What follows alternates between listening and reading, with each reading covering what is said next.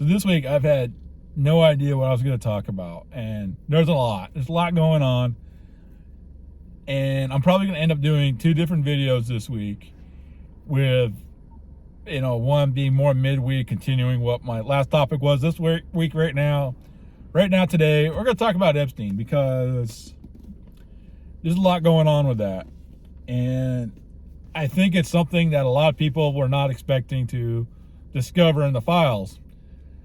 Personally, a long time ago, I call it Epstein burnout. No longer cared. New people are on there. Government's probably going to cover it all up. And that was going to be that. We all know money and power kind of trumps an awful lot, unless there's just so much public outrage or public opinion on something that there's no choice but to do something. And so here we go with, there's so much going on publicly with the Epstein files that everybody kind of, I get it, they kind of are like, okay, we're just going to release them. We're going to release them and let that be that. And millions of pages released. And I think it's what a lot of people were not expecting. And I'm not talking about a lack of information. Yeah, there's a lot of redaction, and I don't blame people for being upset about all the redactions.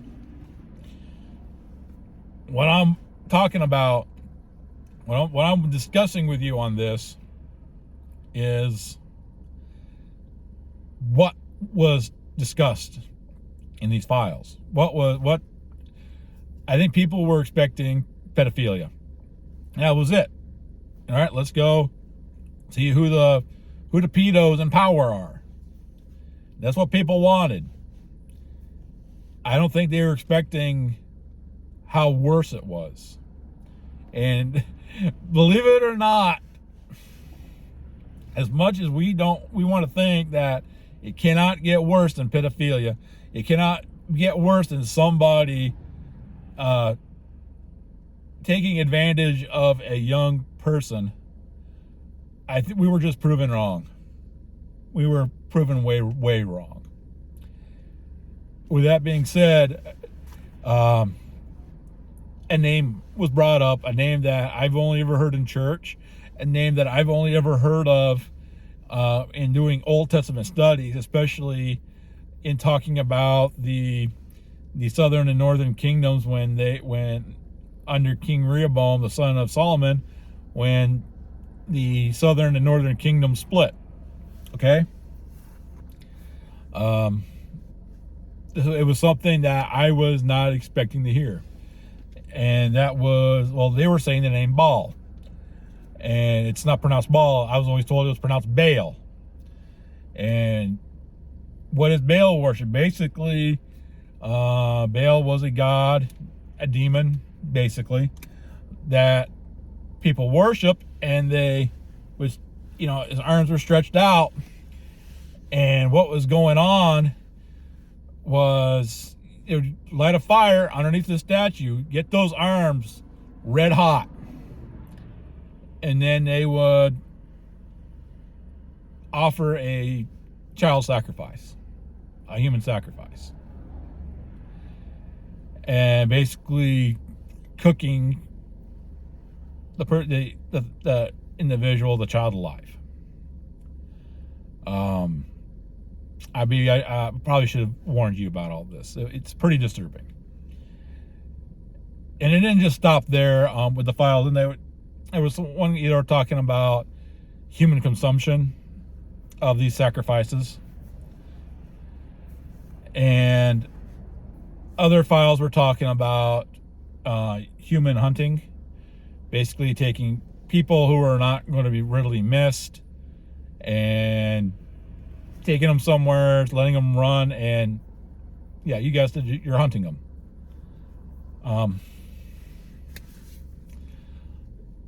That stuff you only heard in movies. I guess the human hunting, a part of me is not shocked. Part of me is disgusted. Basically, it all being Satan being the prince of this world. If you go into the book of Matthew, what did he do to Jesus? What did he do? he was testing, and when Jesus was fasting for 40 days, being, in the wilderness, Satan was walked up, if you're really the Son of God, you can command this, turn this rock into bread. And Jesus rebuked him, hey, man cannot live on bread alone, but by every word from the mouth of God. And then he took him to a pinnacle, to the top of the temple, and said, if you're really the Son of Man, jump off, for it is written, angels will come, angels will come up and save you. And I'm ad-libbing all this, okay? So forgive me. He said, no, you will not test the Lord your God. And then you had the third one, and the third one was, you bow to me, I'll give you everything. I mean, he showed, like in an instant, he was showing him all, every kingdom in the world, okay? And not just of Rome. I mean, probably, everything from Babylon, Persia, also of Rome, but also probably of Japan, of India, let's just keep going and going. Every kingdom of the world that existed at that time, Satan showed it to Jesus and said, you bow to me and all this will be yours. And Jesus said, you get behind me, Satan. And Satan left him. Yeah, there was a little bit more to the story. But that right there covered three things: lust of the eyes, lust of the flesh, and the pride of life. Okay? And it is something that these people are doing. They've turned to worshiping the devil himself. They turned to worshiping a demon for what? For the power, for the prestige, for everything, everything that you think you could possibly have in this world. That is what they're doing. They've basically they've turned to Satan, because that's what Satan offers. Satan can only offer you what is of this world. And and that is why you hear a lot about, how Christians, true Christians, they're not known for their wealth. They're not known for their prosperity. Although a lot of us are working very hard to manage what we got. We may not be rich by the means of the world, but, being good with our money. And that is not what Satan wants. Okay, Satan wants the soul. And so what he's offering: lust of the eyes, lust of the flesh, and the pride of life. And that is what these people have turned. They turn, if any of that is true, they've turned to worshiping the deity Baal. They've turned to doing something utterly unspeakable, unmentionable. And just so they can have their power and their prestige and all their desires met. And that is why I'm going to share this verse with you today. Okay, this is why I want to talk about Epstein. I want to talk about a little bit about those files. This is what I've heard other content creators talk about. I refuse to look at the Epstein files. I absolutely refuse to. I don't want to be into politics too much. But I got my Bible. We're going to look at Ephesians chapter 6, verse 12. And it reads, "For we do not wrestle against flesh and blood, but against rulers, against authorities, against the cosmic powers over this present darkness, against spiritual forces of evil in heavenly places." And it goes on to taking up the whole armor of God. Brothers and sisters, if you're listening to this and you've made it this far, and I pray you have,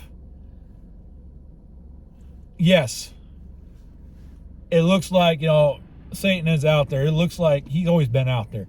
It looks like, he's winning. He's not winning. But that's our fight. Our fight is not,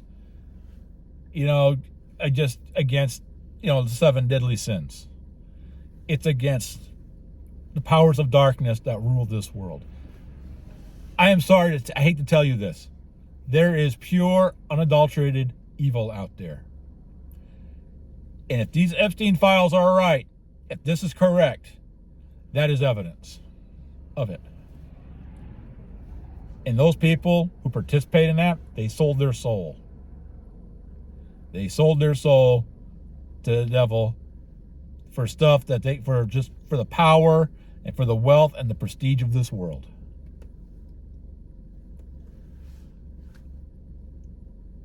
And that sums it all up.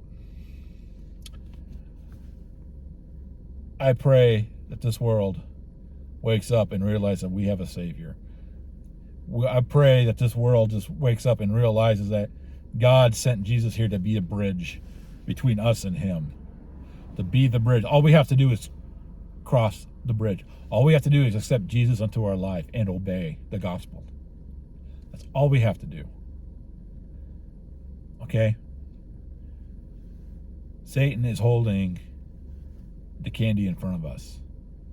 All right? I hate to say it, he's the guy in the white van who opens the door and is asking us for candy. Except the candy is all of our desires. You know what? I'm happy with what I got. I'm happy with the job I got. I don't need that. I don't want to sell my soul. I got my struggles. You do too. We don't need it. God bless all of you. See you on the next one.